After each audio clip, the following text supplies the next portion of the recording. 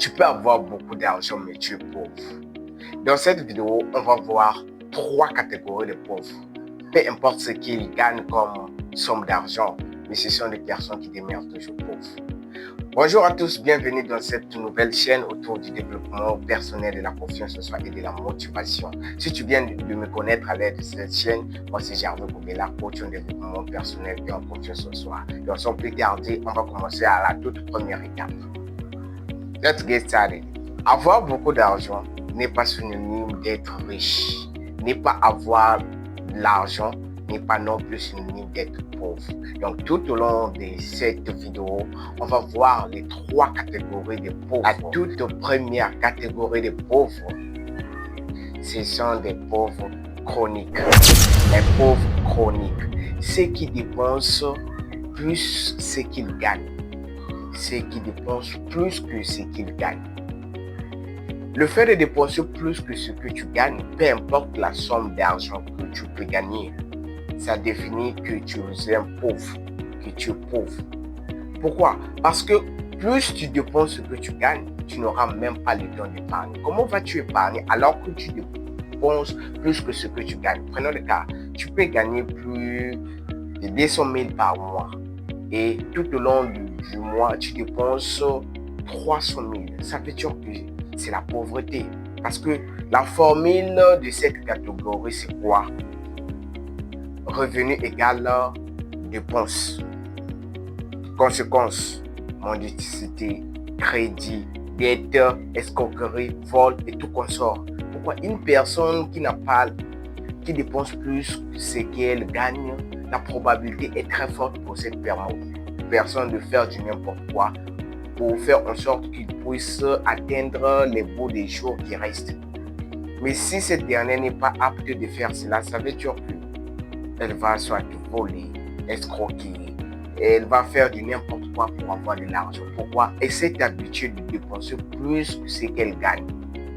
Donc, si tu as tendance à dépenser plus que tu gagnes, sache-le que tu es dans la catégorie des pauvres chroniques. Peu importe la somme d'argent que tu peux gagner, c'est pas la somme d'argent qui compte. C'est pas la somme d'argent qui compte. Mais si tu dépenses plus que ce que tu gagnes, ça veut dire que tu es dans la catégorie des pauvres. La deuxième catégorie de pauvres, ce sont des pauvres. Les pauvres équilibrés, ce sont des pauvres qui dépensent tout ce qu'ils gagnent. C'est différent de la catégorie précédente. Cette catégorie-ci, ce sont des gens qui dépensent plus ce qu'ils gagnent. Le fait aussi de dépenser tout ce que tu gagnes, c'est une sorte de pauvreté.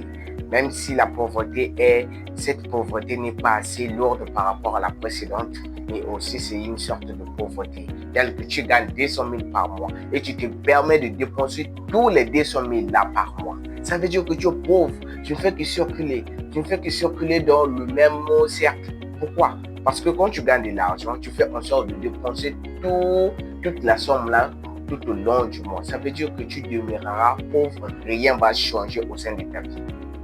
Et rien, je dis bien, rien ne va changer au sein de ta vie si tu as tendance à dépenser tout ce que tu gagnes. Tu gagnes de l'argent, tu dépenses tout.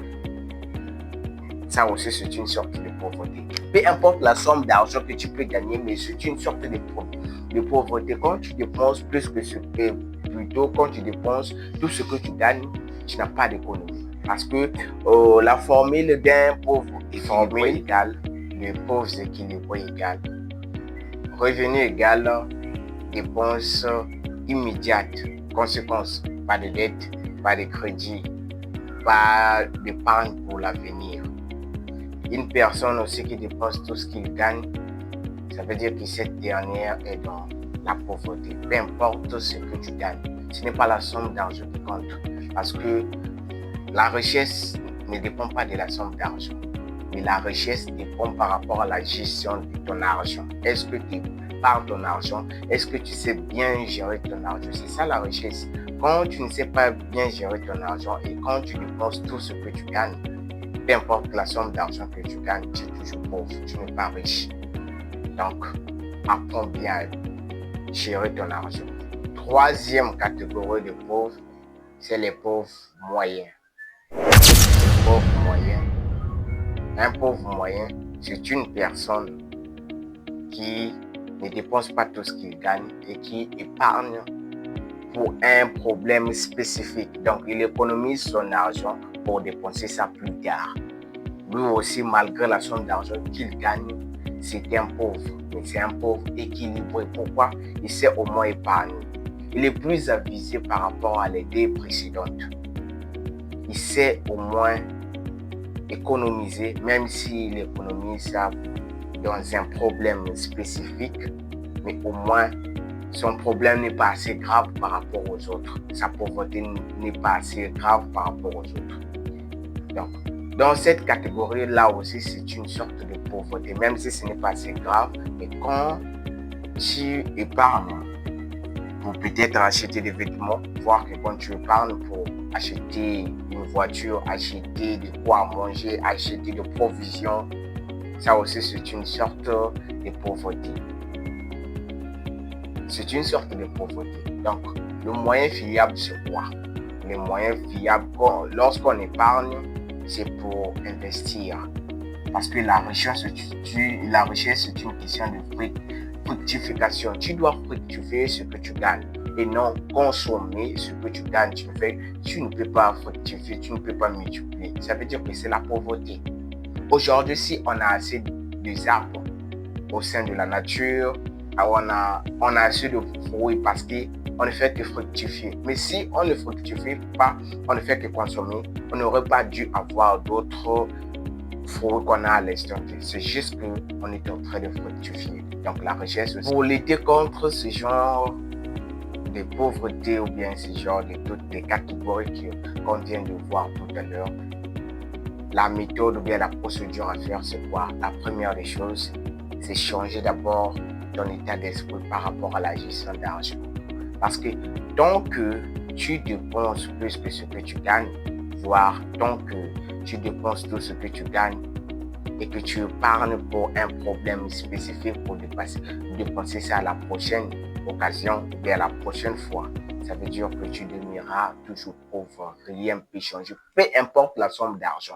On a eu à vivre au sein de la société des gens qui ont gagné beaucoup d'argent en tant que fonctionnaire. Il a gagné beaucoup d'argent dès qu'ils arrivent en retraite comme ça, ils n'ont plus assez d'argent. Pourquoi? Parce que ils dépensaient tout ce qu'ils gagnaient. C'est ça le problème. Donc, pour changer cet état, le problème, c'est quoi? Le problème, c'est d'investir. Quand tu gagnes ton argent, essaie d'épargner quelque chose. Épargne au moins 10% de tes revenus, de ce que tu as gagné. Quand on épargne, on ne touche pas l'épargne là pour aller acheter des vêtements, pour aller acheter des choses passives, du genre que les choses qui vont te coûter de l'argent et non te faire fructifier de l'argent. Non. Quand on épargne, c'est pour investir. On épargne pour multiplier ça. On épargne pour avoir plus que ce qu'on a eu à épargner. C'est ça le rôle de l'épargne. Quand tu épargnes, je t'assure que tu peux quitter de cet état. Peu importe ce que tu gagnes, peu importe, ce n'est pas la somme d'argent qui compte. Ce qui compte, c'est le fait d'épargner au moins quelque chose. 10%. Si tu vois que 10% c'est trop, tu peux épargner un dixième de tes revenus. Donc, apprends à épargner. Tu as tendance à épargner. Tu épargnes pour fructifier.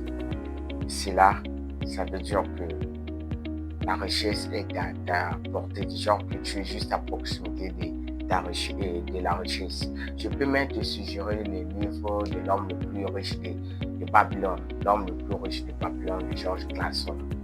Il y a le plus riche qui est en train de donner le conseil pour les 2 minutes pour devenir riche comme lui. Tout ce qu'il disait que si tu veux devenir riche, épargne seulement un dixième de tes revenus.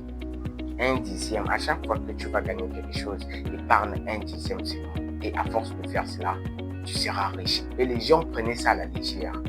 Jusqu'à ce qu'il y a eu certains qui ont essayé de faire, qui n'ont pas pu. À force de faire ça, ils ont pu. Raison pour laquelle toi aussi c'est possible de transformer ta vie, d'épargner et puis de devenir riche. Si tu fructifies. Mais si tu bouffes ça, je t'assure que si tu bouffes tout ce que tu gagnes, il n'y a pas de garantie, il n'y a pas d'investissement, je t'assure que tu es très loin de la richesse, peu importe la somme que tu gagnes. la finalité, tu souffriras, tu finiras pauvre, malheureux, et tu seras toujours pauvre. Même si tu gagnes beaucoup d'argent à l'instant T, si tu ne fructifies pas ça, ton argent ne vaut la peine. Ça ne vaut pas la peine. Donc, apprends à fructifier ton argent. J'espère que la vidéo vous a plu. Comme toujours, si vous avez d'autres astuces ou bien d'autres catégories, mettez-les dans les commentaires. J'ai hâte de vous lire. Et à nous revoir les samedis prochains pour de nouvelles vidéos. Comme toujours, c'était Jean-Luc Bella.